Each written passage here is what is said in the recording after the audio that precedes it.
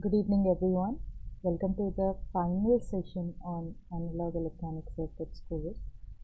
We have reached week 12 of the sessions, like we have already conducted 11 sessions. This is the final session on this particular course, and today we'll be talking about feedbacks. It's similar to what we did in last week, but we'll analyze certain new kind of problems. So, just to go through the basics, let's revise what we discussed last week, and then we'll proceed with the problems decided for this week. So, we are going to talk about feedbacks. So, what do we understand by feedbacks? So, basically, feedbacks are necessary to improve the circuit performance. Any type of feedbacks in general, in literal terms, also feedback is necessary to improve the performance. To to we generally give feedbacks in literal sense. Also, we have feedbacks. We take feedbacks from others, and we get feedbacks from others to with the intention to improve someone. Or when we talk about in circuits terms, it is to improve the circuit's performance. That's why we use feedbacks. Now, there are basically two types of feedbacks, that is a positive feedback and a negative feedback. And as we know, the basic architecture of feedback circuit is there is a forward path. This is a forward path, and the output from the forward path is fed back to the input through a feedback factor or feedback circuitry. So, this is your feedback path.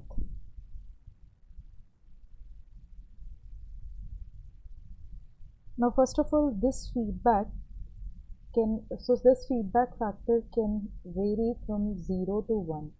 Why I'm saying that? So you can feed the complete output to the input, or you will not feed any output to the input. These are the two extremes. You cannot feed two times of the output to input, right? Whatever you are getting output from the circuit, you will simply feed it to the input. That is the maximum. Either you will go for the like you can have maximum of output as to be fed into the input, or you can have like you don't want any feedback. That is the case when the beta factor is 0.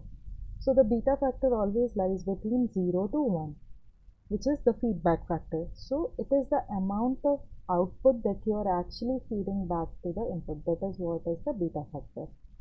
Now these feedbacks can be of two types: positive or negative, additive or destructive. So positive feedback means the output will add to input. Negative feedback, that means the output which is coming in through the feedback path will actually subtract through the input and get fed into the amplifier circuit. That is the basic idea. So where do we use positive feedbacks? So positive feedbacks are used in oscillator circuits, and negative feedbacks are used in amplifiers. So now, what is the main reason of how we use the negative feedback? So, negative feedbacks basically reduce the gain, and the reduction in gain is through a factor of 1 plus beta into gain. So, if it is like if the open loop gain of an op amp is G, then after negative feedback, the gain will actually be G into 1 plus beta G. This is how the negative feedback closed loop gain will look like. So basically the gain reduces. Now the question comes, why do we need to reduce the gain? We generally want to have higher gains, right? But that is not always true. As we were discussing last time, that ideally a op amp has very high gain and it's very sensible to even small amplitude noises. That means for even very minute signal, it will saturate your outputs. So you will not be able to actually see the amplification part from your op amp circuit when you go for an open loop op amp, because the gain is so high and the sensitivity is so low that even a small signal will be amplified to the maximums, that is VDD sat. So when we apply negative gain, it actually increases the range of inputs that we can actually provide to our signal, provide to our circuit, and we can see the amplification property out of our op-amp. So that's why the negative gains are important. Negative feedbacks are important. And also negative feedbacks improve the properties of the circuit. Like for voltage signal, your input resistance should be high. So after negative feedback, it is actually observed that the input resistance increases for the voltage input. Whereas for current input, your Zin, that is input resistance, should reduce. And it comes out from the negative feedback. So the negative feedback circuits are designed such that your input resistance actually reduces for a current input. So these factors actually improve your circuit. It will improve its performance. So that's why negative feedback is important. Now, yeah. So there are basically two types of electrical signals that we have, that is current and voltage, right? So using these two signals, if we shuffle, like we use all the permutation and combinations, we'll have a four set of amplifier circuits. That is current amplifier, which is current to current, voltage amplifier, which is voltage to voltage, current to voltage amplifier, which is actually transimpedance amplifier, and voltage to current, it is a transconductance amplifier. Now we also know that always we use voltages in form of Thevenin equivalents, and currents are used in form of Norton equivalent circuits, right? Current sources and voltage sources. So based on this, we have certain relations with respect to voltage and current to avoid loading effect. What do we mean by loading effect? So let's say this is the basic circuit. So in this particular circuit, there is a source resistance Rs and there is input resistance Rn. You want your source voltage to completely drop across the input resistance of your amplifier, right? So this is your amplifier. So you want all of your voltage source that is the voltage source's voltage, you want to drop it across your input resistance of the amplifier. But due to the presence of this Rs, actually you will see that a small fraction of your input voltage actually drops across your source resistance. Now, the thing is, when a voltage source is designed, let's say if it is a battery or any type of voltage source, it has a certain amount of source resistance associated to it, and you cannot actually reduce the source resistance. It is, let's say, the source's intrinsic property, so you cannot change it. But how can you improvise your circuit so that you can get the maximum benefit out of your voltage sources? So the moment we see this formula, we can understand that as Rs reduces or as Rn increases, we can have Vin almost equal to Vs, right? As we are saying that we cannot touch Rs or we cannot change Rs, but we have Rn in our hands, right? So we can increase the Rn. The moment we increase the Rn, there are high chances that we'll get like the input voltage close to the voltage source. If this Rn is infinite, like it is way too high compared to Rs, then maximum of your Vs will appear across Rn. So that is the idea. That's why we say that for a voltage input, our Zin should be much higher. Similarly, if this was a current case, so for current, there is a slight change. For current, we have like current flows through low resistance path, and we want our maximum current to flow through our amplifier circuit, which makes our Rn to be very low. So if we talk about the four configurations that we have, that is voltage, current, transimpedance, transconductance amplifiers, we want, like for voltage amplifier, we will have Zin to be very high and Zout to be very low. For current amplifier, we'll have Z in very low and Z out to be very high. Why is Z out? So because we don't want our output to drop across the output impedance of the amplifier, but we want to have all of our output across the load. So we have to design our output impedance such that it favors the load. Okay, so that's why these have the opposite behavior. Now when it is a transconductance amplifier, so Zin should be high and Z out should be low. Z out should be also high because it is transconductance. So output is current and input is voltage. So for input voltage, your Zin should be high. For output current, your Z out should be very high. And when it is trans impedance, so it is input current and output voltage. So in both the cases, so for input current, Zin should be very low. For output voltage, the Zin should be very low. So we'll have both Zin and Z out to be low in case of trans impedance. Now after this, we solved few problems based on two circuits. So let's see the first circuit. So when we observe this first particular circuit, so here we can see that output side, the connection is series. So how do we name the circuits? It's output, then input. So we'll define the name of output side circuit first, then we'll come to the input side. So here we have, since we have output side which is in series, so it's a series, and input we have shunt connection, right? You can clearly see like the shunt is there, so it is series shunt connection, or we can call it current shunt connection. So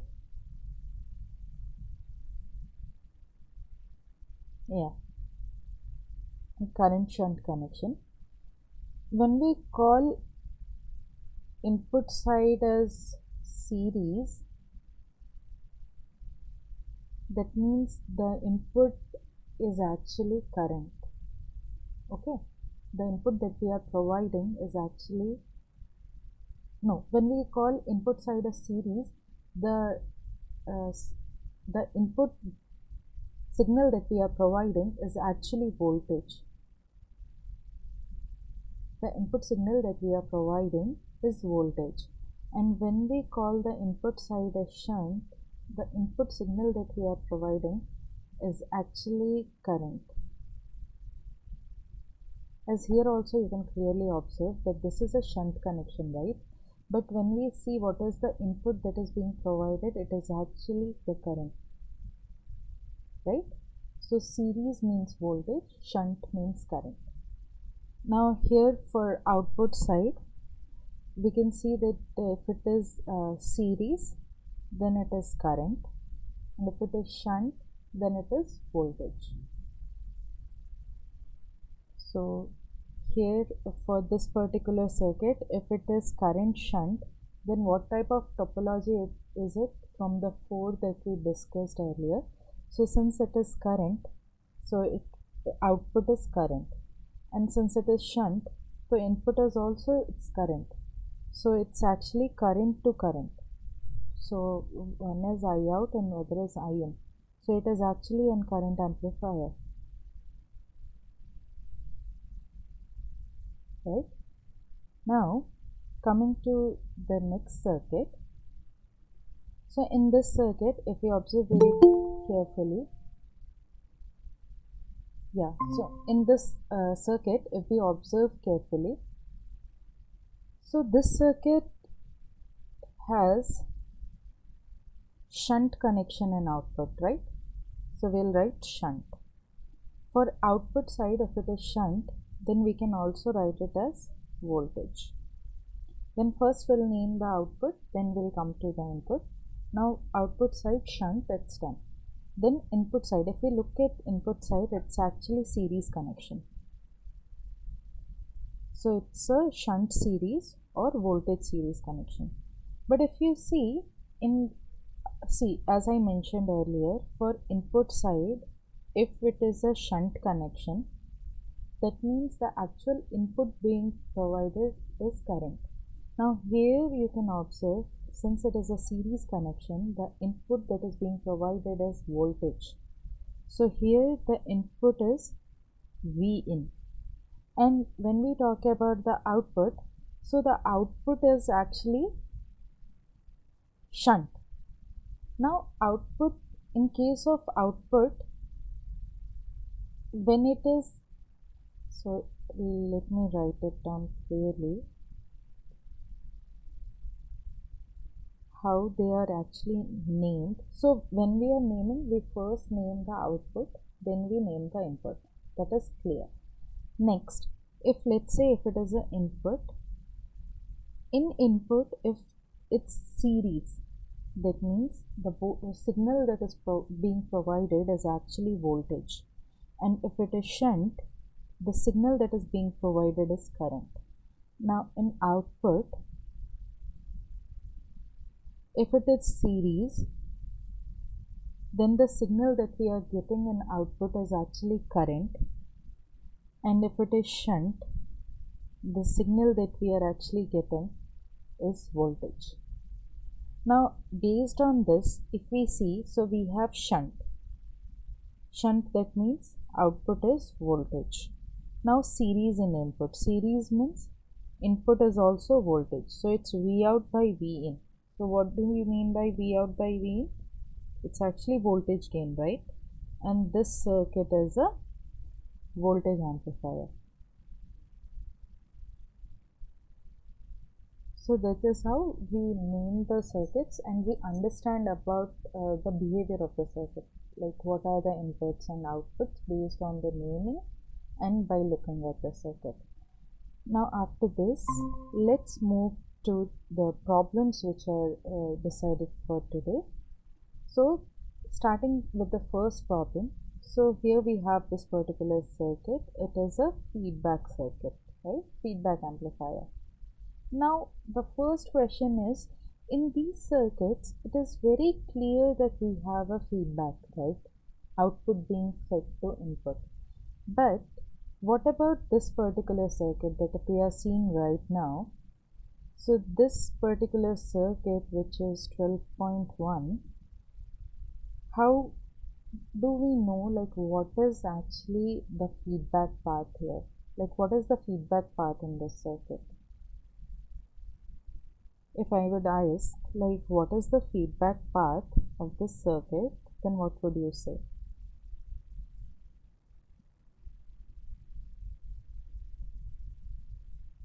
Just give it a thought.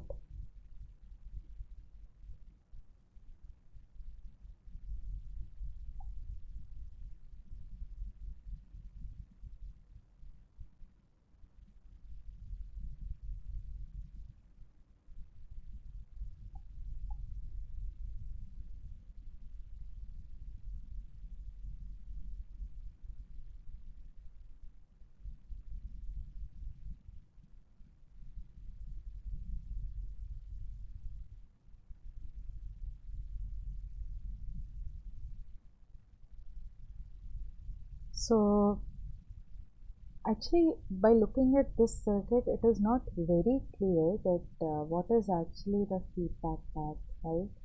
But if we observe very carefully, there is a certain portion which is actually being fed back to the input. So when we say input is this, right? V in being transported. So this is the portion which is actually, we can consider it as input, right? V in being supplied, so V in to ground, this one loop is actually your input loop. And what about the output loop? So from this point, V out to this is your output, right? Now if you observe very carefully, there is a certain portion which is being shared between input and output. It consists of these emitter resistances, that is Re1 and Re2. So these actually act as a feedback and this provide the feedback factor for the this amplifier, and these basically provide a negative feedback. Now in the circuit this acts as a negative feedback, and yeah, so after being a negative feedback circuit, so this circuit actually what it does is it generally tries to stabilize the transconductance. So this circuit is used to stabilize the transconductance of the amplifier, and this circuit has also been explained in the lectures also. If you go through the lecture series for this week, you'll see the circuit has been explained in the second lecture for this week. So this is used to stabilize the transconductance. Now, so this is the circuit that we are considering for now. Okay. So in this circuit, these are the specifications. VCC is 12 volts, okay, VP is 26 millivolts. So the very first question is to identify the feedback topology in this amplifier circuit. So what is the feedback topology of this circuit? Now, as I've already said that this circuit is a GM stabilizing circuit, right? GM means transconductance stabilizing circuit. So when we say GM or transconductance, it is actually current by voltage, or to be very specific, it is I out by V in. That means the output signal that we are going to take out of the circuit is current, and the input signal that we are applying to the circuit is actually voltage. So since output is current, so as we said, we'll write output first then input, right? Now as I mentioned earlier, output is current, so we'll write it as series or current, right? Input is voltage. Input is voltage means it's again series. So it's a current series or series circuit. So the answer is option B. So the topology is current series. Okay, and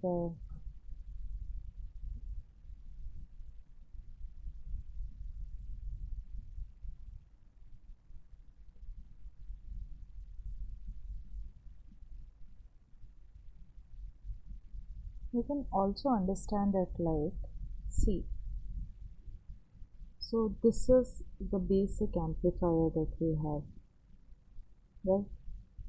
So the amplifier contains certain amount of output current, that is IC, and we observe it, if we observe it carefully, that same current is flowing through our feedback circuit. So if the same current is flowing through our feedback circuit means that is a series connection.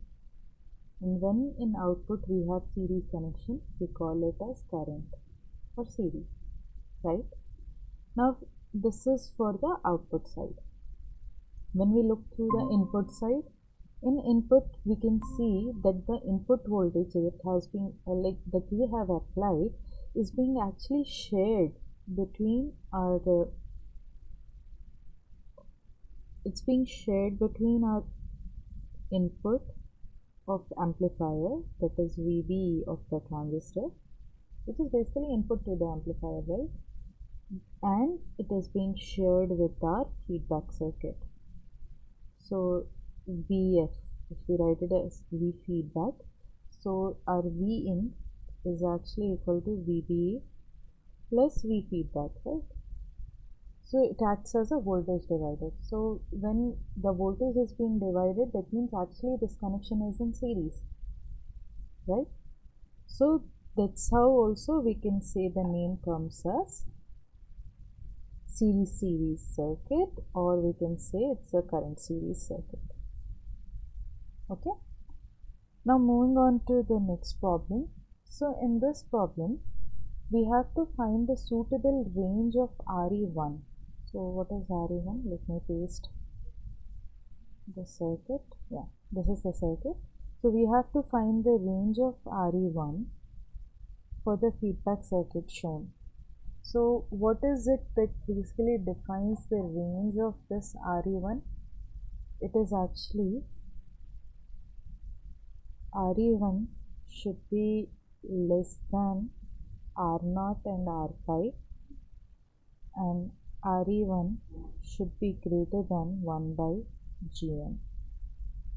So this is the idea. These are the two conditions that needs to be satisfied. So if we write it as, it should be like minimum of these two. Maybe it should be less. So this should be less than R0 and R5, but it should be greater than 1 by Gn. So this is the condition which basically defines the range of RE1. So in this case, we know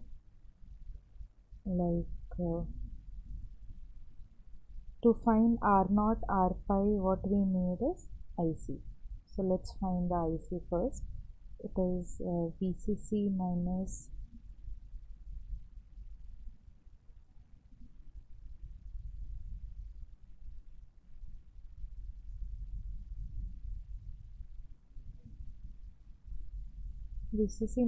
VB on by RB plus 1 plus beta RE into beta.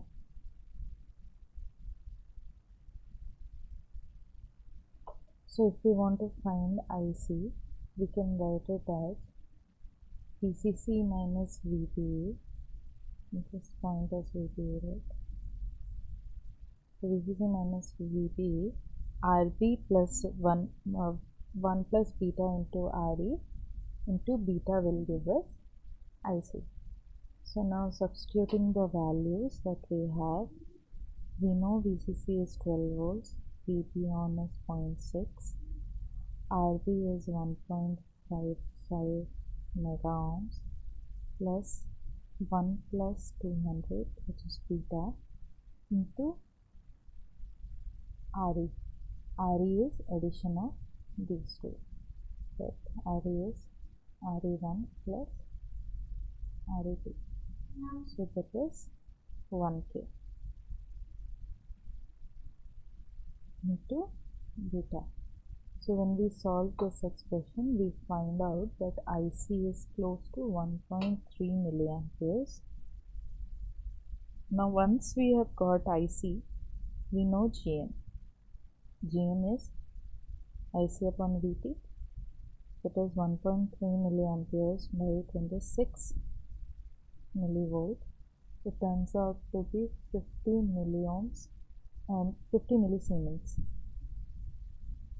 It is 50 millisiemens. R pi is beta upon Gn. That is 200 by 50 millisiemens, which is 4 kiloohms. R0 is IC by VA by IC, which is 130 volts by 1.3 milliamp, which turns out to be 100 kiloohms. Right?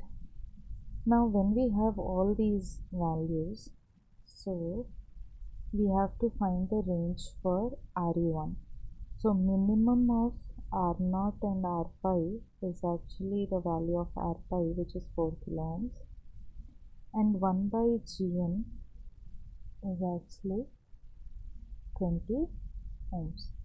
So RE1 can have any value between 4 kiloohms to 20 ohms. So this is the range in between which we'll have the RE1 phase.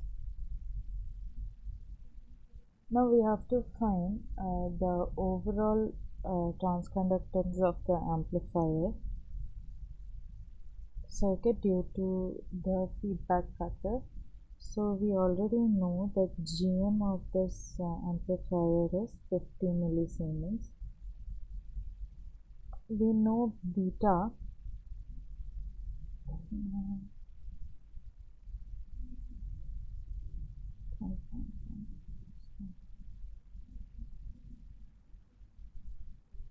So in this particular circuit, first we have to find the overall transconductance after feedback.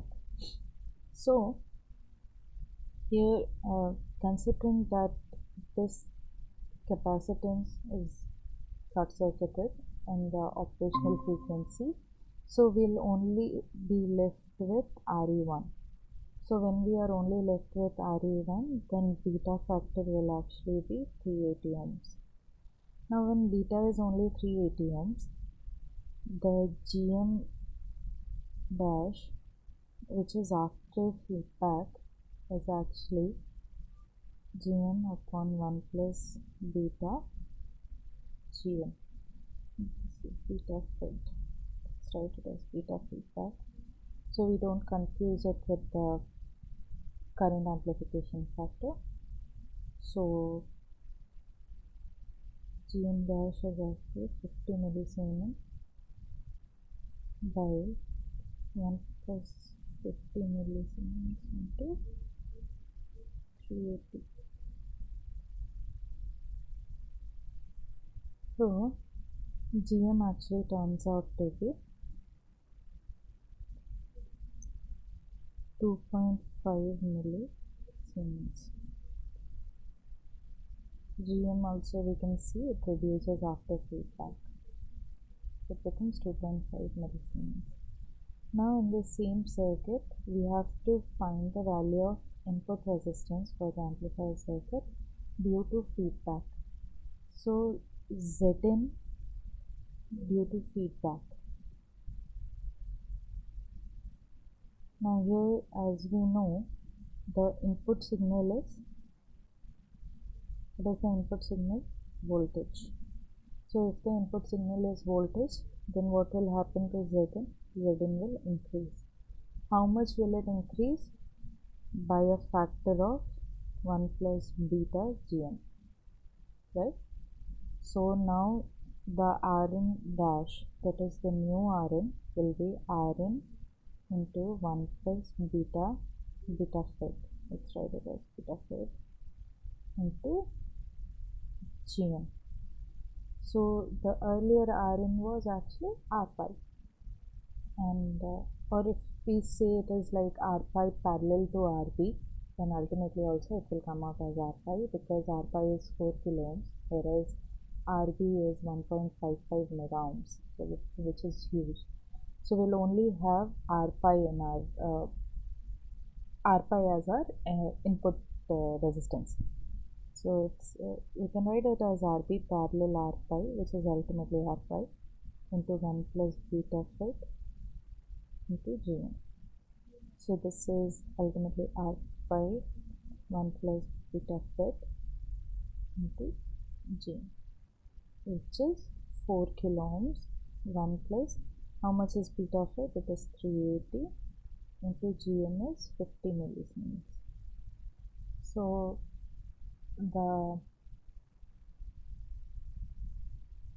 this factor comes out to be 20, and we'll have Rn dash as 80 kilo ohms.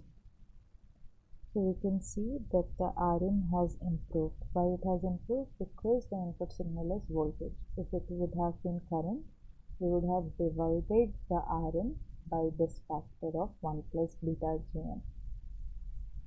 Now find the output resistance.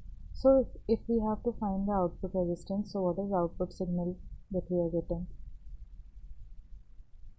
The output signal is current, I out, right? So if it is I out, then how should be the Z out? to get maximums, to supply maximum of your output current to the load, your Z out should be higher. So if the Z out should be higher, then it should be actually the Z out dash should be Z out, which was earlier Z out before feedback, into 1 plus beta GM, beta fed into GM. Now earlier Z out was R naught. So here R naught is Z out, right? So we'll have Z out dash as R naught into 1 plus beta fed GM. R naught was 100 kilo ohms and beta fed is 20. So it is 2 mega ohms, which is Z out dash. So this is the Z out dash that we will get. Now moving on to the next problem. So in this problem we have to find small signal gain V out by Vn in the mid frequency ranges when all the capacitors are shorted. So when all the capacitors are shorted, that means this is shorted, so we will not see the effect of Re2 anymore, and this is also shorted. Now in this particular case, when it is asked that we want to have V0 by Vn, but we already have Gm, which is I out by Vn, right? So is there a way that we can relate AV to Gm? Yes, there is. If we have Gm into R, then it will actually be equal to AV, right? Now the question is, what should be this R? So if we observe very carefully again the circuit, we'll have R naught parallel to RC. So as we have observed also that R naught is very huge. It was 100 kilo ohms earlier, now it is 2 mega ohms after the feedback. So when R naught is in parallel with RC, we'll only see the effect of RC. So here it is equivalent to RC, right? So simply we can multiply Gm with RC and we'll get the gain, that is voltage gain. So Gm, we got Gm as how much was the GM?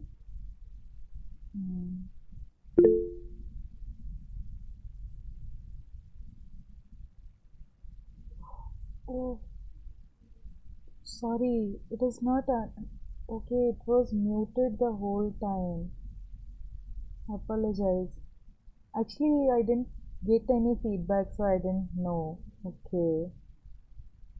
Yeah, actually, it was muted till now, so that's why it went wrong. Okay, so yeah, but what I have written, it is clear, right? So you can understand from what I'm writing, no? Or do you want me to go through it again? You would have told me from the beginning, actually, because there was no feedback, so I didn't know that my mic was off. So could you understand anything, or do you want me to quickly go through again?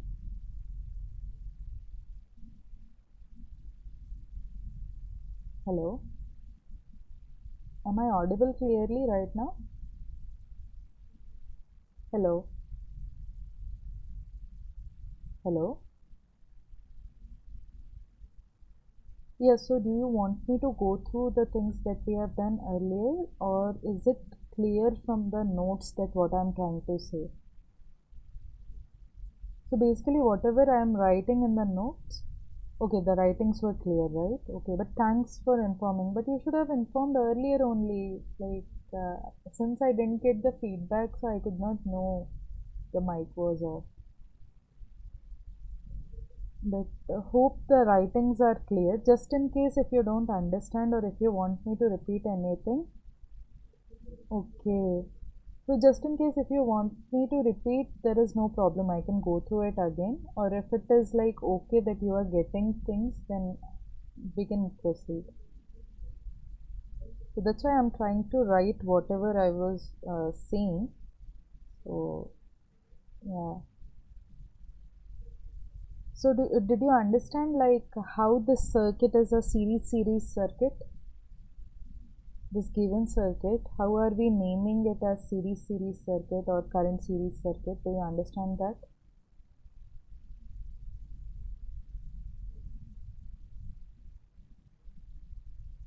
NS?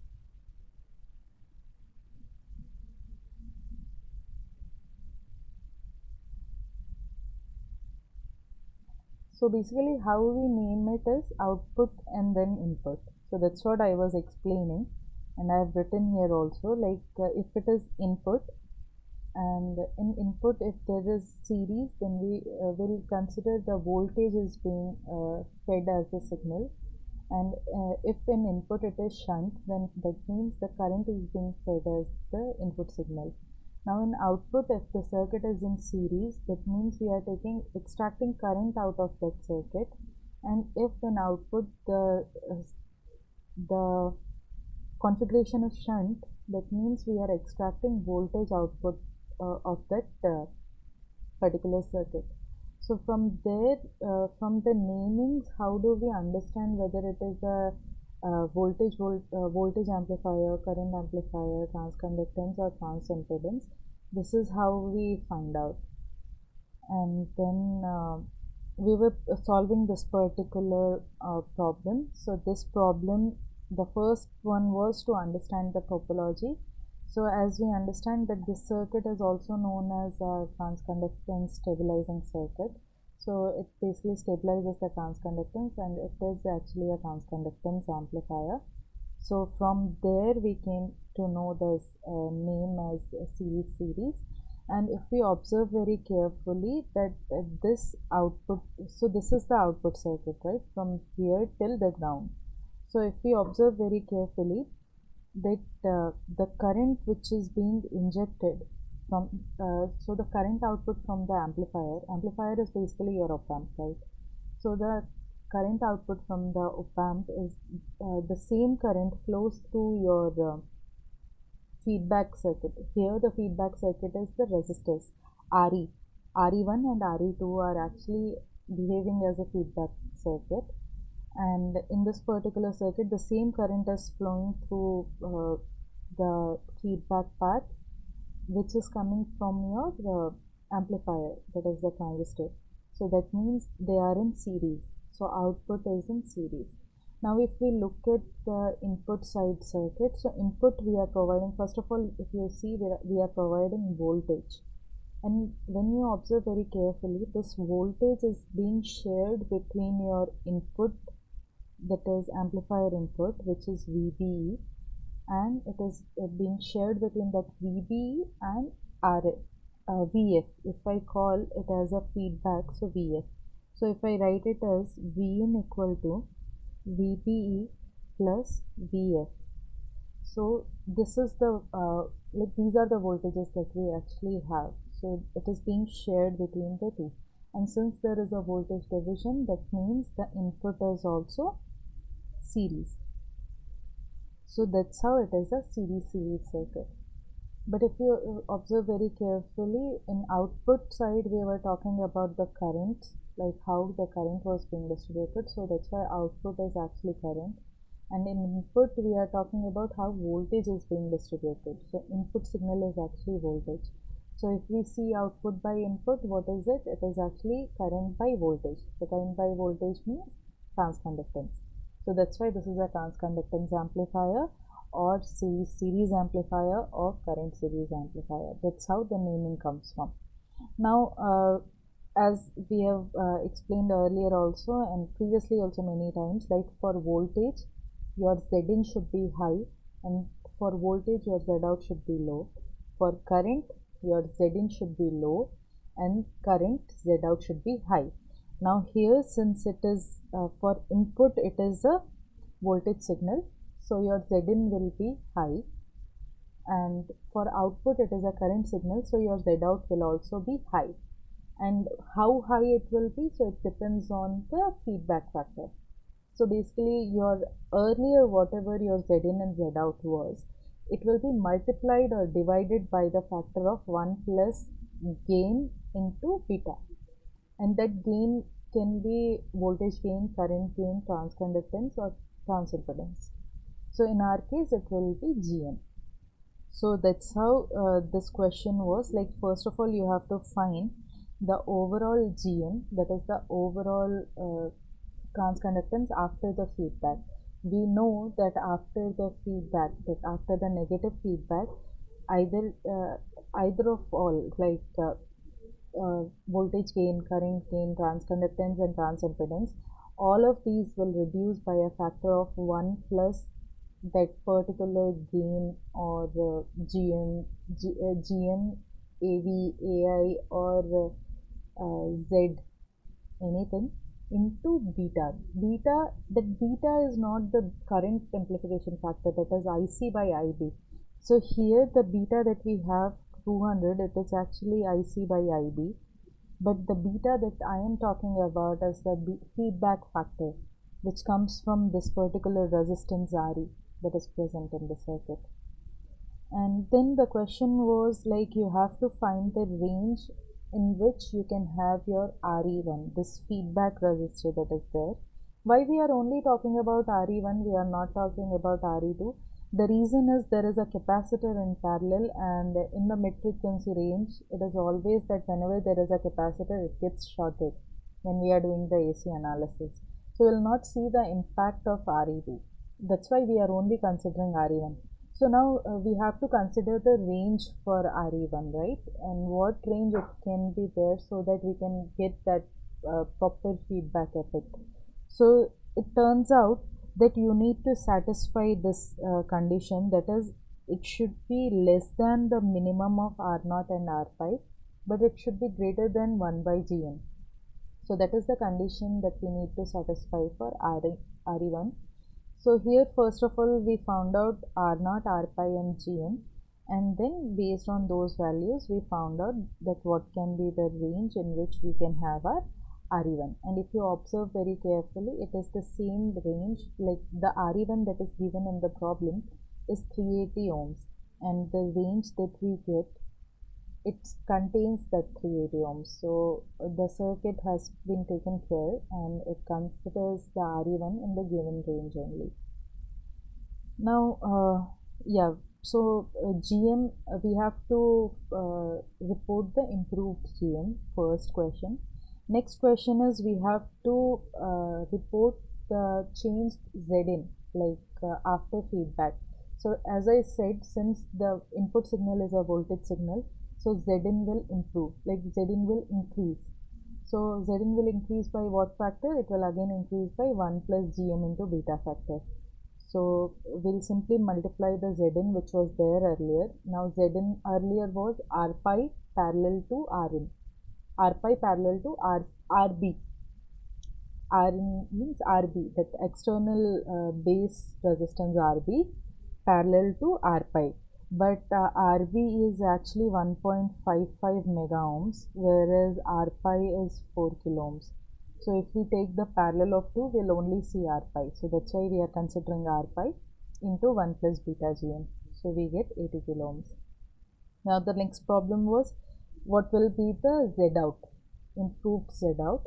So improved Z out, as again I mentioned that it is a current signal in the output. So if it is a current signal, then the output impedance should be higher, and with feedback, since it improves the output impedance, so output impedance will be higher again. And how higher it will be? It will again be multiplied by the factor of 1 plus beta into GM. So that is simply what we have done here, and we got it as 2 mega ohms. Okay. Now the next problem was to find the voltage gain. So currently we have transconductance, that is I out by V in. Here it is asked to find V out by V in. So we know that V out can be written as I out into R out, right? So simply by that we have written it as gain as GM into R out. So let's write it as R out.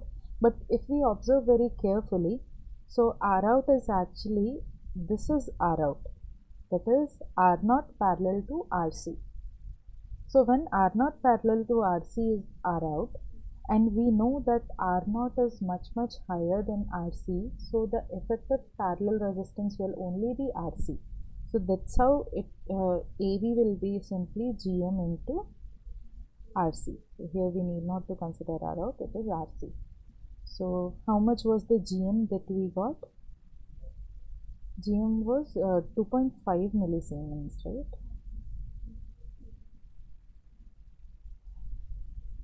Yeah, 2.5 millisiemens. So when GM is 2.5 millisiemens and RC is 4 kilo ohms, so the gain that we will get is 2.5 into 4, 10. So the voltage gain that we are getting is 10. Is this clear? NS? Hello? NS, are you there? Yeah, so I went through all the problems in very brief. So are the problems clear to you?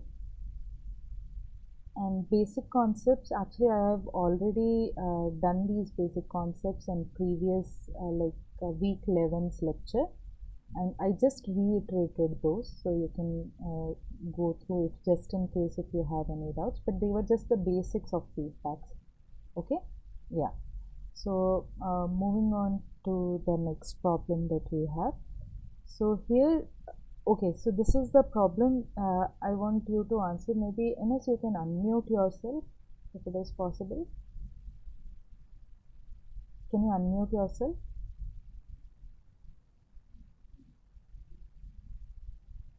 See, now the problems are not based on circuit, but they are more based on, oh, you don't have a microphone? Okay, so you can use chat, but now I want you to answer so that I get the feedback that whether you understood it or not. Okay, so now the problems are based on the basics, very basics. Okay, so coming to this first problem, it is like to obtain low input impedance and low output impedance in the feedback amplifier, which topology should be used? What does low input impedance mean? What type of signal should be an input for low input impedance? Yes, low input impedance signifies current. And what about low output impedance?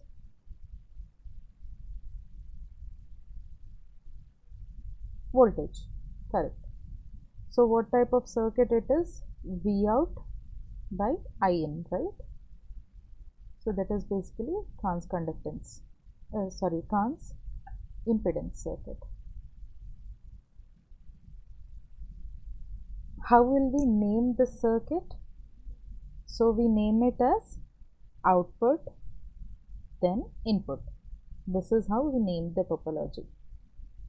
So what is the output over here? Voltage. So we'll write it as voltage. What about the input? Will it be series or shunt?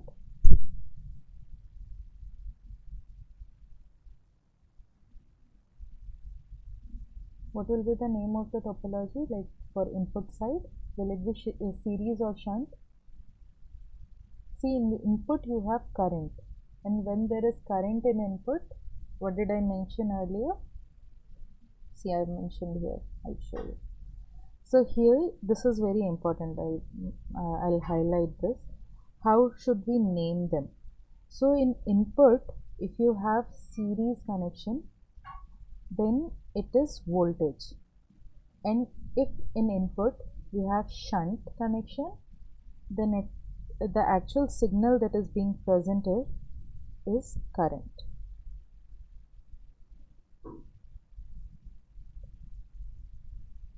So this is, yeah, so this is very important to understand the naming, like how we will name those circuits. So since in input it is a current signal, so it is actually shunt. So the answer is, it is actually voltage shunt, which is C. So this is the answer. So the topology is voltage shunt. Now moving on to the next problem. So in this problem, it says it's a series negative feedback amplifier. Series. In output, when we have series, that means current in output, and here series. So this is output, right? This is input. So this series means voltage in input. So if you have voltage in input and current in output, what will be the properties, right? So both input and output impedances will decrease. So this is basically talking about input impedance.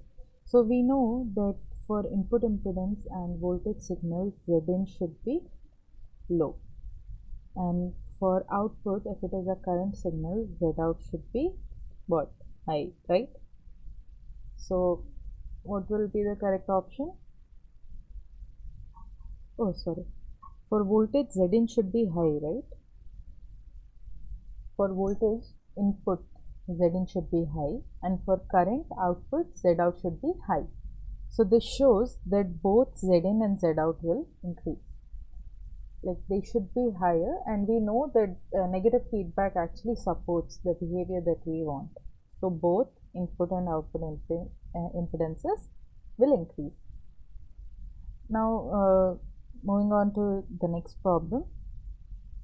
In this problem it is given, so it's given that the open loop current gain is 100, input impedance is 1 kilo ohm,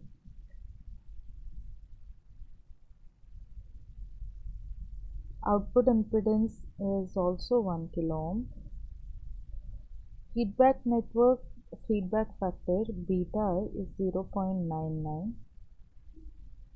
it is connected to a current shunt feedback. So current shunt feedback means what? Current means output is a current, right? Shunt means input is also current.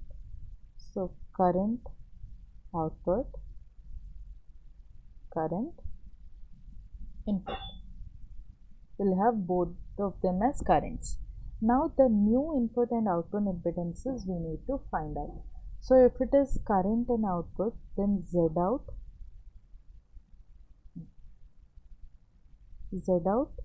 should increase, and if it is current in input, the Zin should reduce. So the Zin dash will actually be equal to Zin upon 1 plus Ai into beta. So that is 1 kilo ohms by 1 plus 100 into 0.99, that is 10 ohms. And Zout dash, we know that Zout will improve or it will increase. So it should be Zout into 1 plus Ai into beta. So it was earlier 1k, now it will be how much?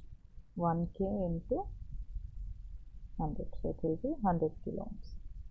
So input and output, so Zin and Zout. Zin is 10 and Zout is 100k. So option is B. Right? So this is how we'll get the relations from, like, so how we are writing, like whether the input impedance will increase or reduce.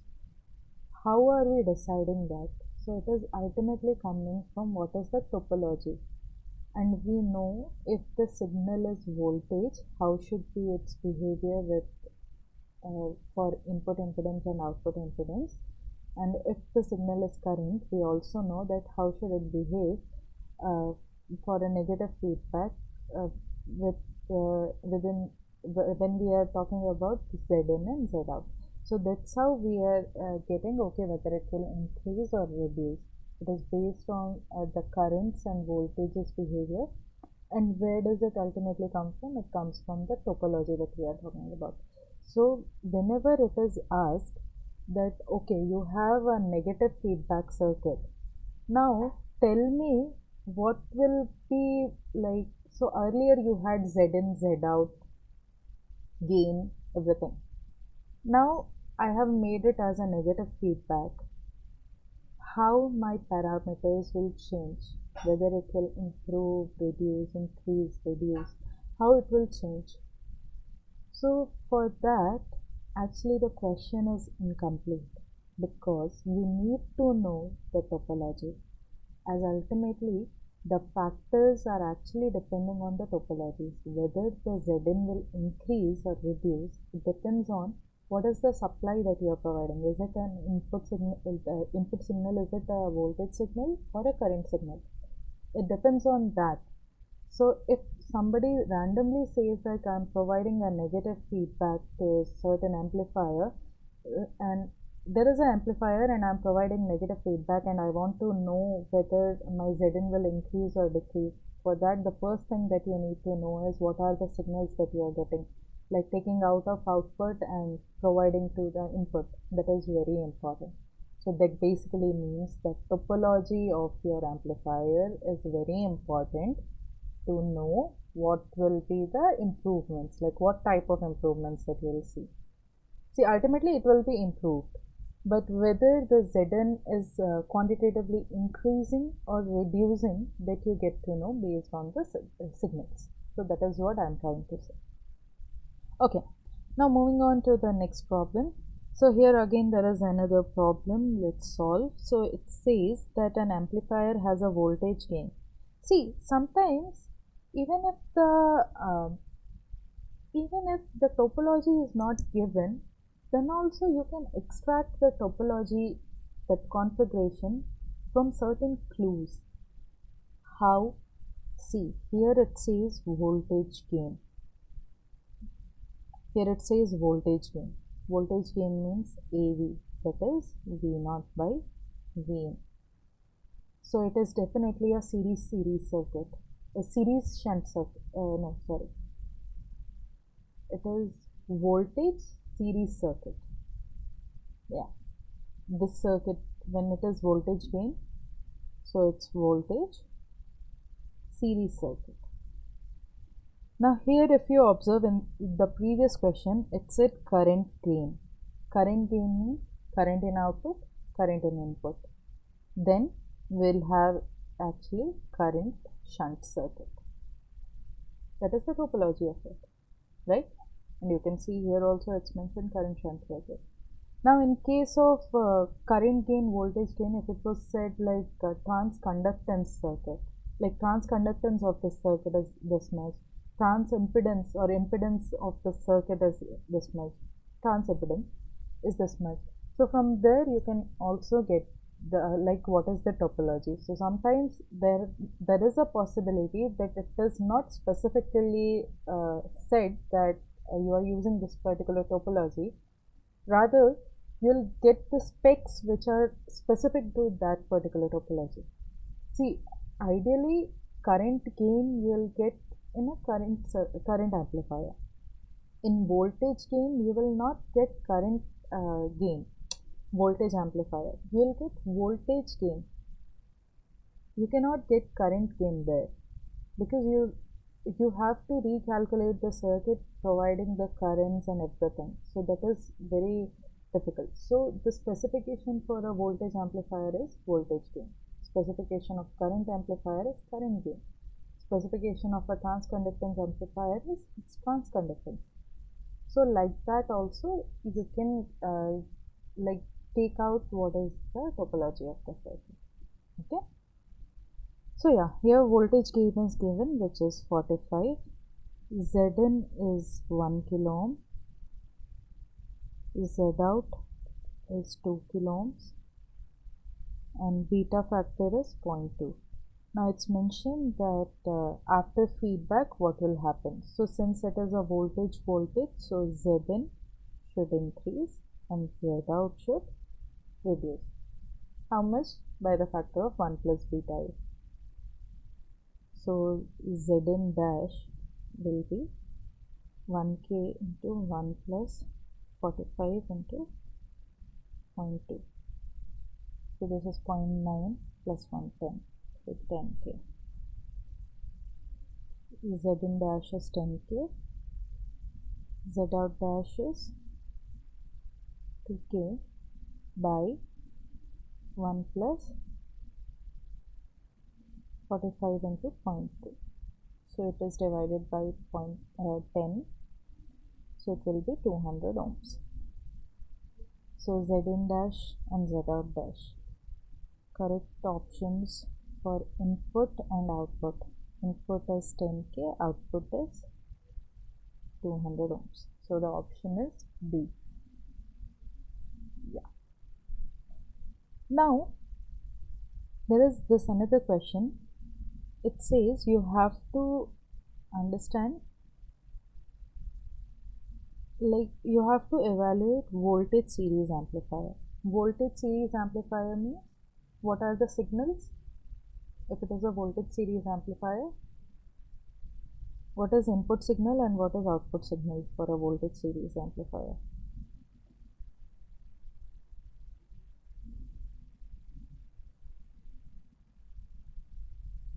Both are voltage, yes. So both are, if both are voltage, and we are again talking about what? Impedances. So how the impedances will change if both are voltage? We know input will increase and output will reduce, right? So from all these options, which option is correct? It's C. The input impedance is increasing and output impedance is actually reducing, right? Any doubts? No, right? Okay.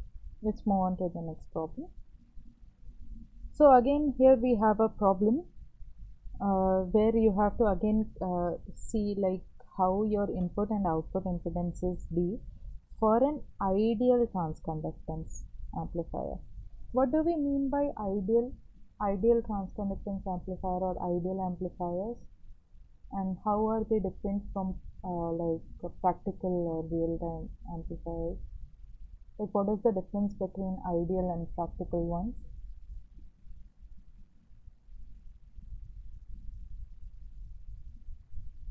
Yes. Okay. So when we talk about ideal amplifiers, what do we mean is, see, I talked about, okay, I talked about this loading effect, right? So the loading effect, which I said, like let's say for a voltage case, we have a voltage source, it has a resistance Rs, and we have Zn. So this is inside your amplifier, right? Vs, and this is Vin. Now if I write the formula for Vin, we'll get Zn upon Rs plus Zn into Vs. Now what is the condition when you will get Vin equal to Vs? For what condition you will get Vin equal to Vs?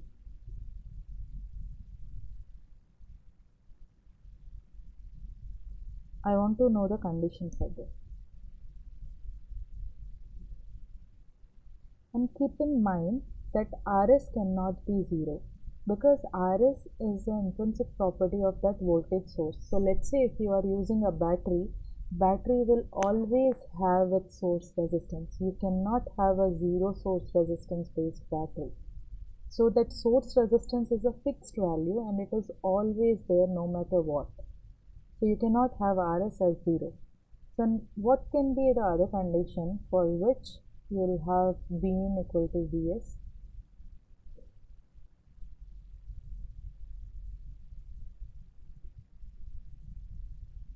Yes, it's actually infinity. Now, what do we mean by infinity? That means, so if it is a Vs, here we have Rs, and then we had actually open circuit. Open circuit means infinite resistance, right? Now, in this case, what will happen? There is no current flowing through the circuit, so there will be no drop across Rs. So ideally your Vin will be equal to Vs, right? But is this possible to have infinite resistance and build a amplifier? Like, can you just keep it as open circuit and you can have any uh, active device? How we design the amplifiers? Ideally we use a MOSFET or a BJT, right? So is there a possibility that we can have infinite impedance in the input? No. And even in case of MOSFETs, we actually draw it as an open circuit, but practically they are in hundreds of mega ohms, but it's never infinite. So when we talk about ideal case means this infinity. Get it? Now, let's say if I change this voltage source to a current source, again there will be a resistance Rs, right? And there we will have Zn again. So in this particular case, how my current In will be present? So it is like Is into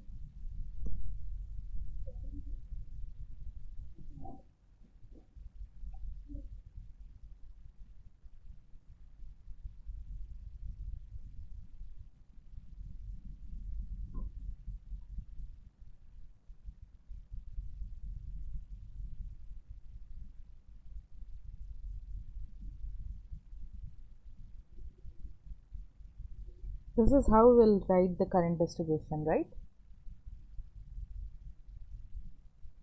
Is into Rs upon Zn plus Rs. Now I want my In to be equal to Is. So how will get In equal to Is? We can get it when Zn is 0. So what do we mean by Zn 0? It's actually a short circuit. When we say Z equal to infinite means open circuit and Z equal to 0 means short circuit.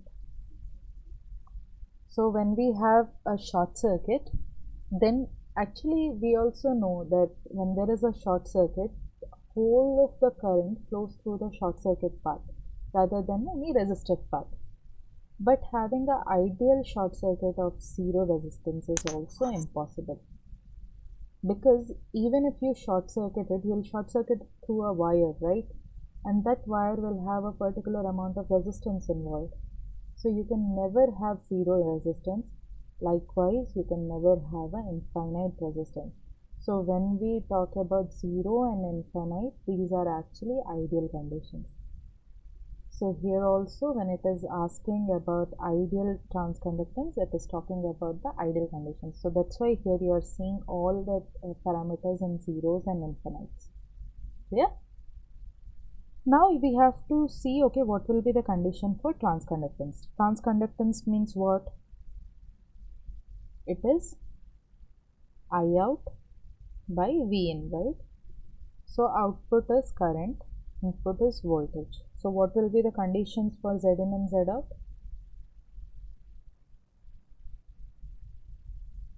Yes, come on.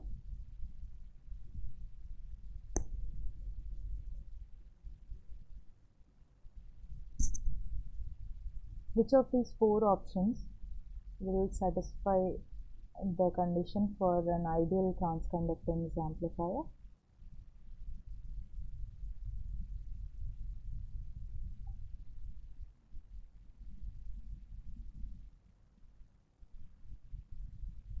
Yes, D. How D?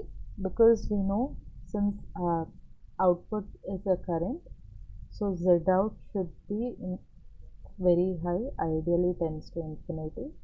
And since input signal is a voltage, so Z in should be very high, ideally it should tend to infinity. So both Z in and Z out should be infinite for the case of ideal. Now the next problem is you have to identify the topology of this feedback circuit. What is the topology of this feedback circuit? That is what we need to know.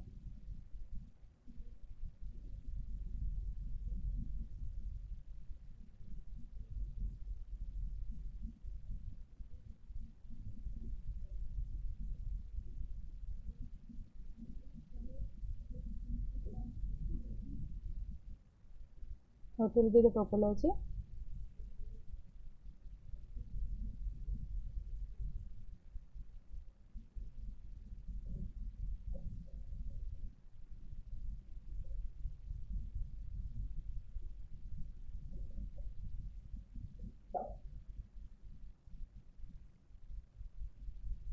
Voltage shunt feedback.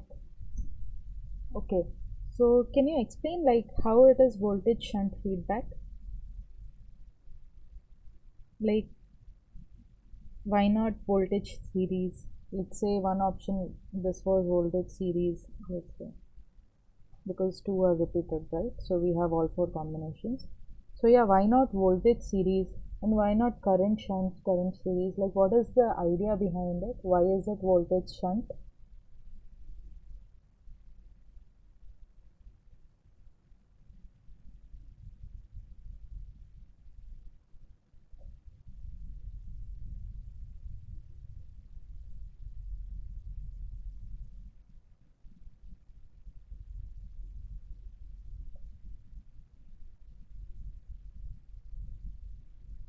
What is the idea behind a voltage shunt? So voltage shunt means this is output and this describes the input, right?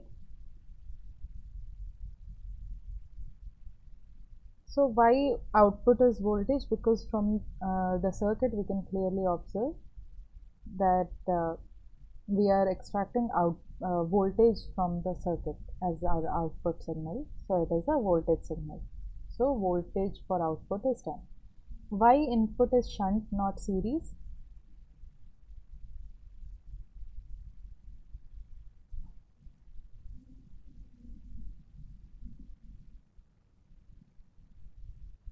That is because if we observe very carefully, all these nodes have V in.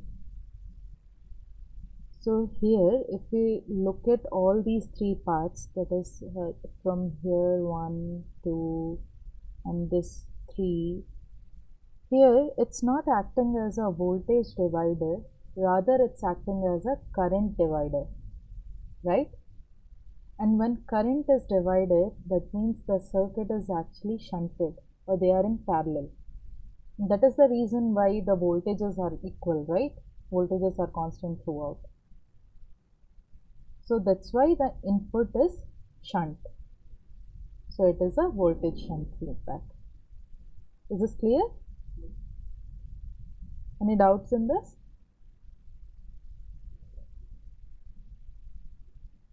Is this clear what I just said?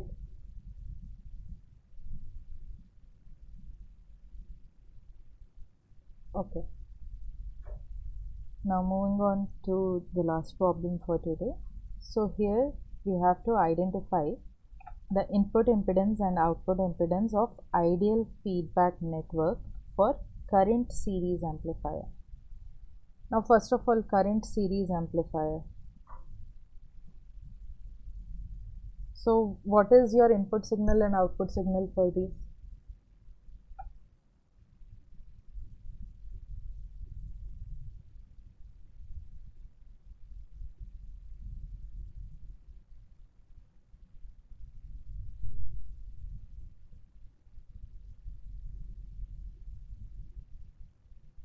So voltage is input, yeah, because it is series. So voltage in input. And what about output?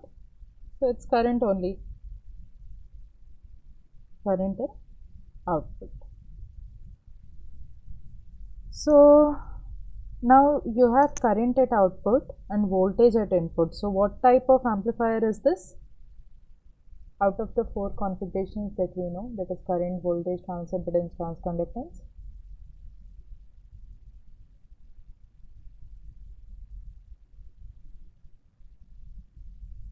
If output is current and input is voltage, it is transimpedance. How?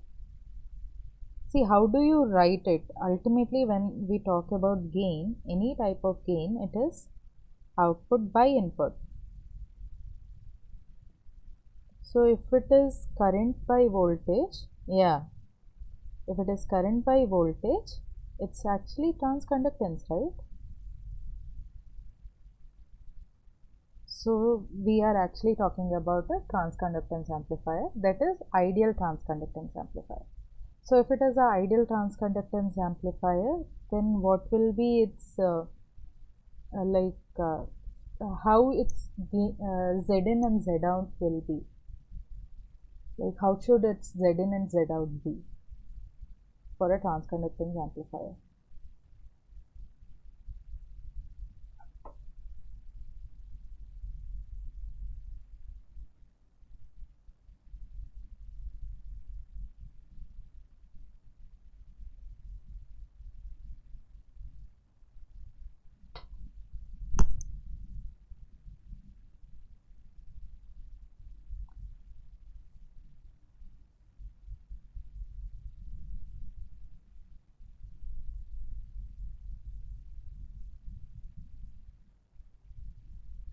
Yeah, so here since it is current at output and we want maximum current to flow out to load, so how should our Z out be?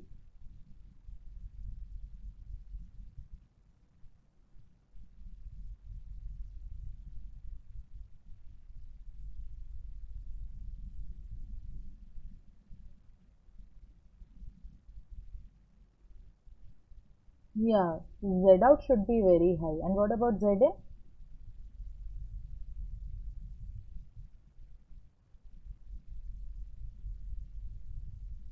Why Z in low?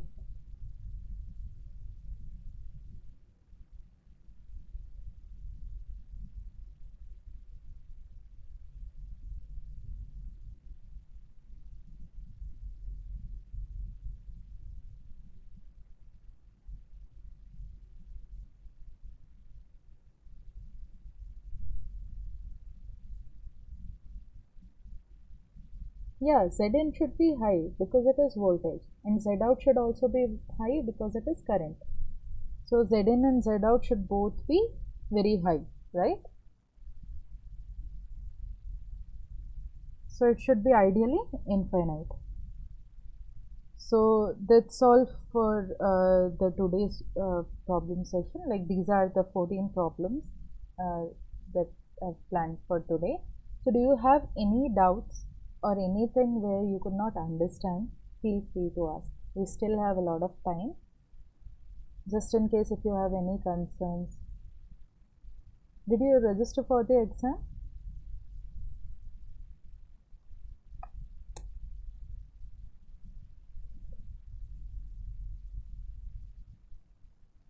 You are not able to tell the topologies from the circuit.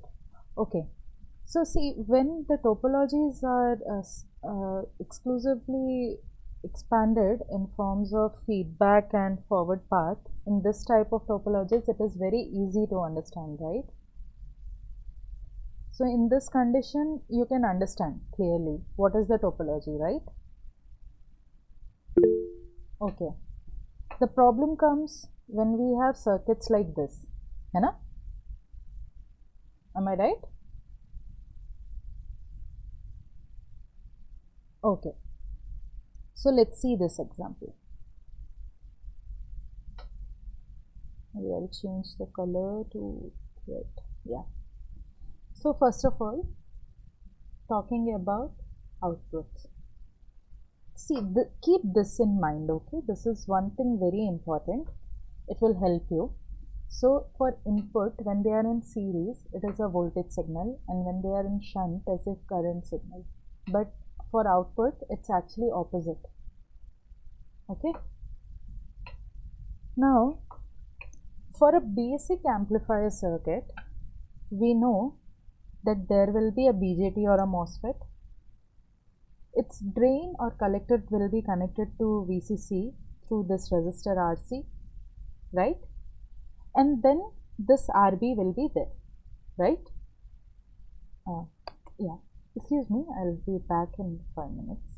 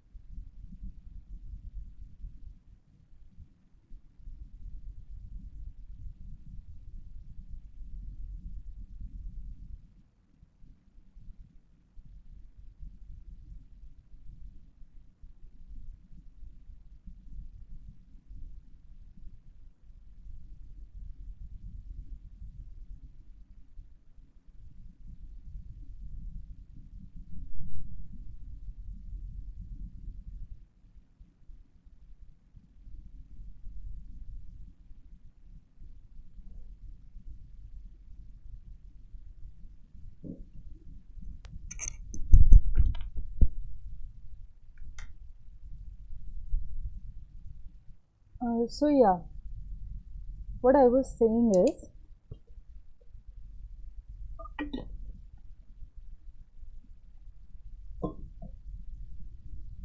okay, so now in this particular circuit, see, first of all, we need to be very clear what we are talking as input and output.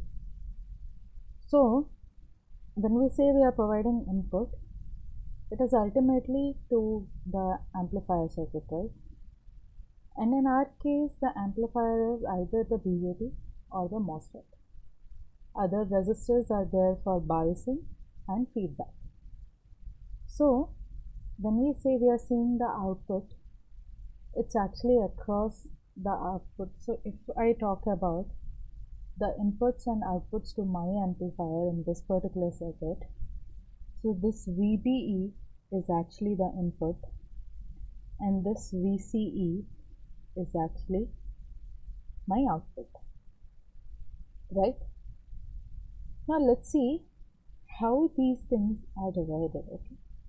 So coming from input side, if you see very carefully, so the input voltage that we are applying, V in, is actually being distributed between VB and VF.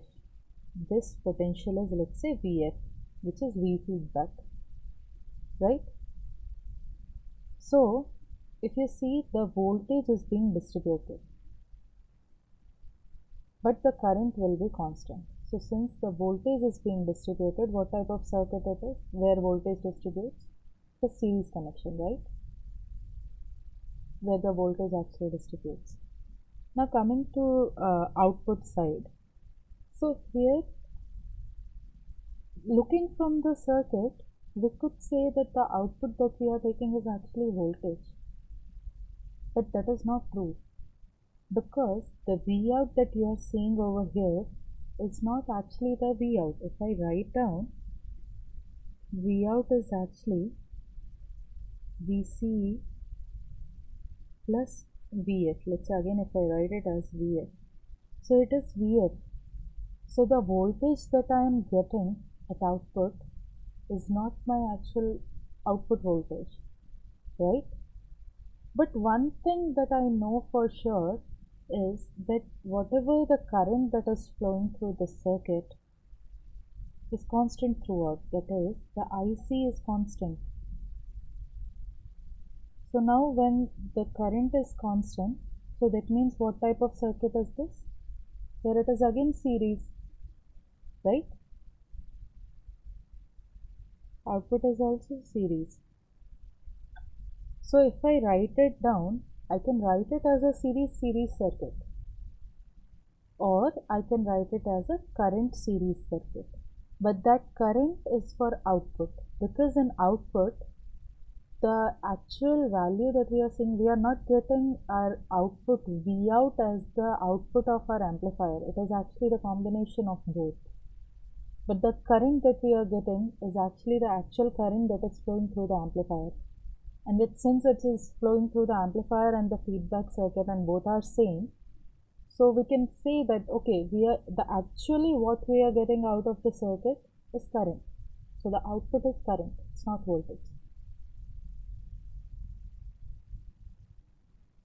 Do you get it? Okay. So do you want to look into some other circuit? Let's try another circuit from this explanation. Does that satisfy? Anna? And you can also go through a few circuits. You can apply this technique that I am telling. And in case if you are like stuck somewhere, feel free to contact. You can maybe you can email me, or you can just write it down as a comment below the YouTube link. So YouTube videos के नीचे there are links, right? So you can comment over there. So just in case if you have something urgent, so because I get the notification when people comment. So if you feel like you have some doubt, you can feel free to comment over there, or I can provide you my email ID. You can write to me anytime. So there is no issue so far. Okay, yeah. So let's see this circuit. Okay. In this particular circuit, now if you see very carefully, what is your output? Output I am talking about is VC. Are we getting VC through Vout? Yes, because here V0 is actually VC. So our output is voltage. This is clear. Now what about input? So if you observe very carefully, in input, your voltage, there it was a voltage divider circuit. Your input voltage was being divided into chunks, but current was remaining constant. So we said it's a series connection. Now here if you observe very carefully at all these different nodes, your voltage is constant, but current will change. Now when voltage is constant and current changes, what type of combination it is? It is a parallel combination, right?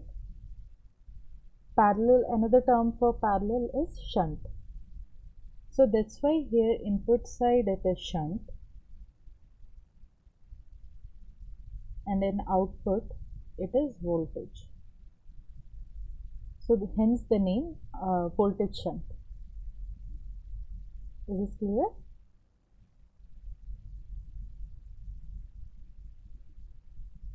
Or if you, since we have time, do you have any particular question where you were like confused? So maybe you can post that question right now and we can solve it. It is also fine. Because in this particular question bank, we only have two circuits, so we cannot explore it further. But in just in case if you have any question, please feel free to post right now. You can share over here if you want to, and we can go through it together.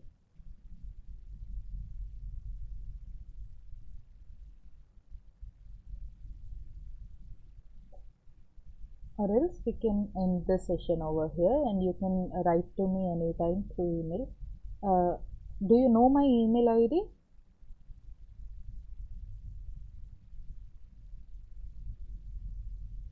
Or you can write like you can comment below the YouTube link also. That will also do.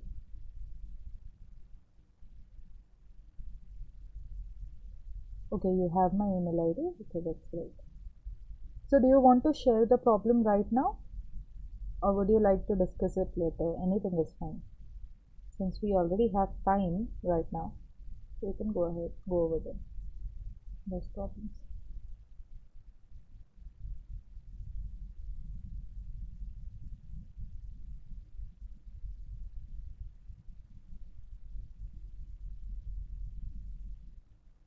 Week 12, problem 8. Okay, you are talking about this new one. Wait, I'll just quickly open it.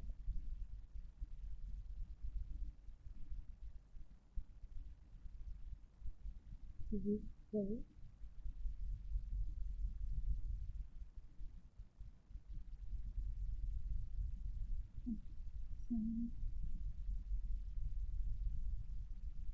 Problem 8. Is it a topology based question? No, right? Okay, you're just talking about figure 12.6. Is it that?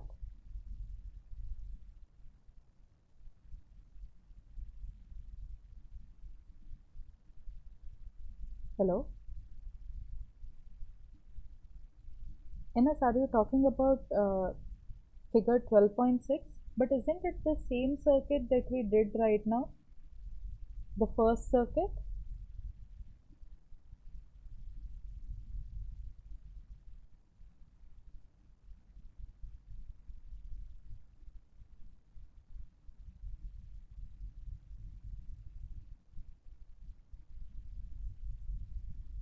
Hello? Acha. Okay. Do you want to share your screen? I'll stop sharing. That is also fine. Or we can have multiple shares so I can solve it and you can see also.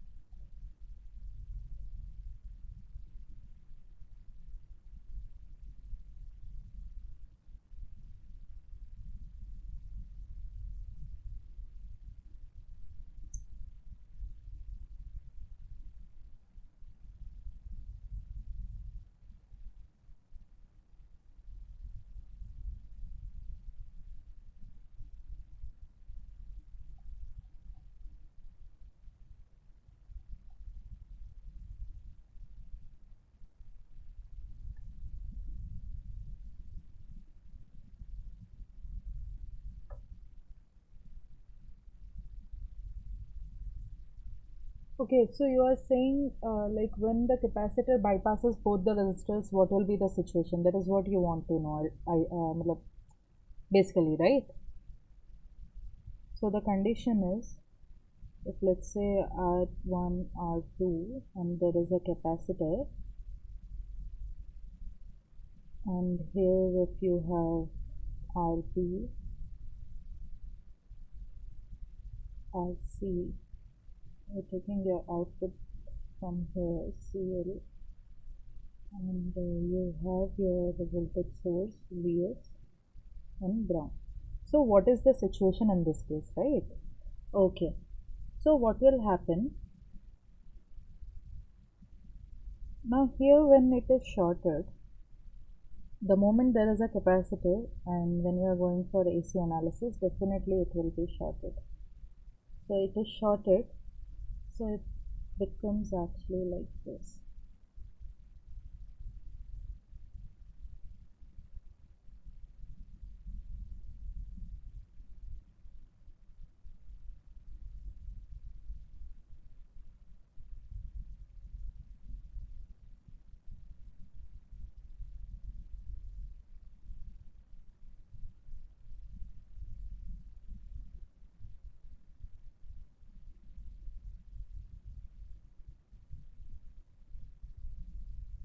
So if we see very carefully, the V in is actually coming across VB completely, right? And your V out is actually VC that we were saying.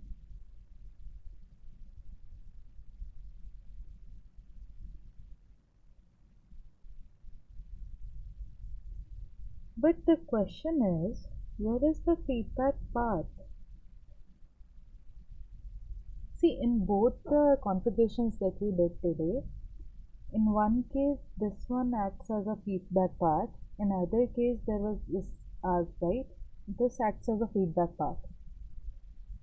So these actually act as feedback paths.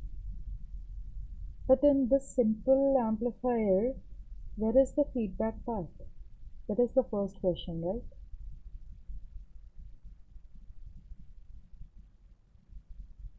There is like no feedback path as such.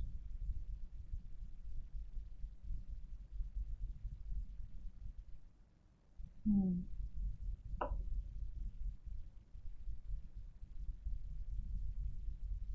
But here, if I have to say, I can say that since the input voltage is completely dropping across my amplifier and I'm getting the output as completely across my amplifier, so I can get the voltage gain, right? So that is, it is similar to like a voltage amplifier. I can say that. Also, it can act as a current amplifier too. The moment I inject like say IB and I'll get IC across, right, across this, so it will give me current gain also. So it this but this for this particular configuration, since we have applied voltages, so it will be a voltage amplifier. But yeah, the only thing is for a feedback amplifier there needs to be a feedback, right? It's actually a simple amplifier, there is no feedback factor in it. So it is not a feedback amplifier, but it is an amplifier and it is a voltage amplifier because we have voltage in input and voltage in output. So it is a voltage amplifier, but it's not a feedback amplifier because there is no feedback factor available over here.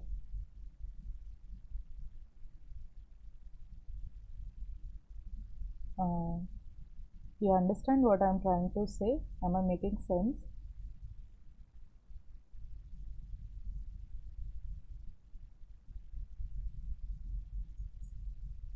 NS, are you there? Hello. Yeah, so do you understand what I'm trying to say? When I say there is no feedback available over here, what do you understand from that? See, when I'm saying no feedback, that means when there are these two resistors, no, R1 and R2, if you look at the input cycle, they are part of input as well as they are part of output. So they are consuming some part of your output and some part of your input. So it's ultimately like they're so the moment the current increases in your transistor, the drop across these two resistors will also increase. So ultimately it tries to maintain your circuit. So your gain ultimately remains constant. Even if you try to tweak your voltage to increase the gain, but it doesn't change, it remains constant. So these actually act as feedback, these two. Now when you see this resistor, so here you can clearly observe that it is a feedback resistor which is connected between your output and input node. So it is clearly visible. But when this is the circuit, so here there is no feedback path and there is no feedback. So it is not a feedback amplifier, rather it's a simple amplifier. Okay. So there is no feedback factor, external feedback factor present over here. Clear?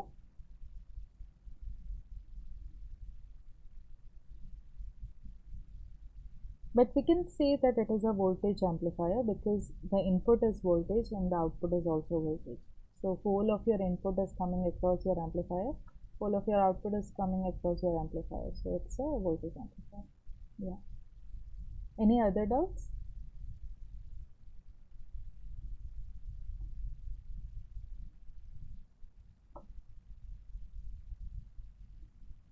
Any question, any concept, anything that you don't understand?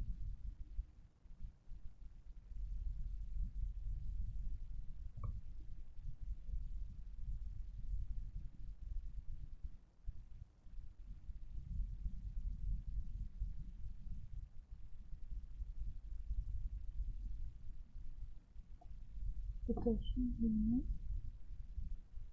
percentage of degradation.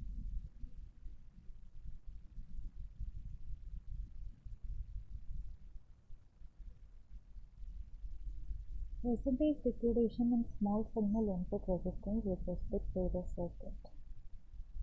Yeah, that's what I'm saying. See, the moment there is no feedback path, so 1 plus A beta wala term will not come into picture, right? Are you getting what I'm trying to say? So what I'm saying is, when you have R pi is your input resistance for an amplifier, that we know. But the moment there is a feedback, negative feedback, it introduces a factor of 1 plus A beta into it. Now it depends what type of source it is, whether it is a voltage source or current source, it will come in multiplication or division. So now what you have to do is, it is a percentage degradation, right? So it's a difference from R pi to that R pi into 1 plus A beta or 1 by A beta, whatever it is that you get, that percentage you need to report.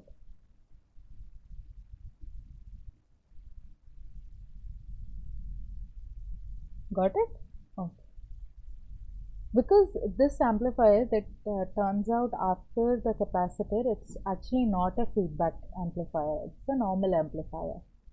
So the Zn will only be R pi. Anything else? So it will be like final minus initial by initial into 100. You can do it like that. So percentage degradation, you'll get it from there.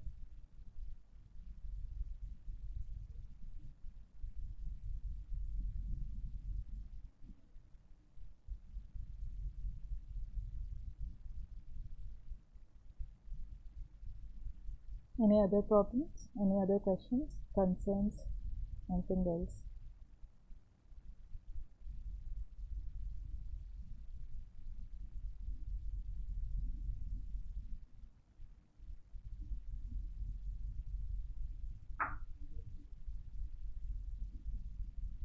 Nothing, right? Okay, so if there is no other doubt, maybe we can conclude the session. Have a wonderful evening ahead. So did you register for the exam? Thank you. Did you register for the exam? Okay, so when's the exam for this course? Okay, this weekend. Shall all the best. Hope these sessions help in some way. Maybe not much, but yeah, I guess. At least you got a few more set of problems compared to what you are already doing through quiz. You can look through your solutions also. Yeah. So all the best. And thank you for attending the sessions. I would like to have any feedbacks if you want, like any feedbacks, anything that you think that I can improve in terms of teaching, anything that comes to your mind. Feel free to give me any feedbacks that you have. Or anything you felt that was like low, we could have improved the quality better, anything like that. Feel free.